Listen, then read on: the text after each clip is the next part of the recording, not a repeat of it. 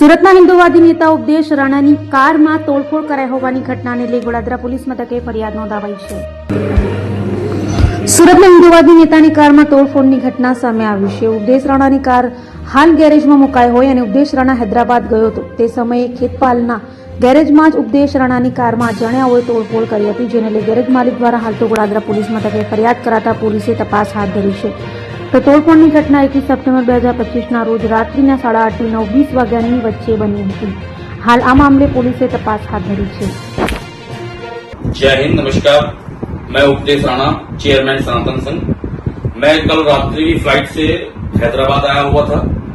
सूरत गुजरात गोड़ादरा में मेरे आवास के पास मैंने अपनी गाड़ी हैरियर DJ05 RN2626 एक जो खेतपाल भाई करके हैं उनको मैंने काम करने के लिए दी हुई थी।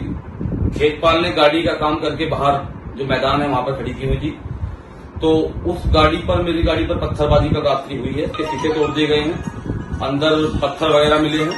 तो मेरा निवेदन है ये प्रशासन से भी कि जो इसके पीछे आरोपी हैं जिन्होंने ऐसा किया है उनकी अविलंब गिरफ्तारी हो, उन पर मुकदमा दर्ज हो।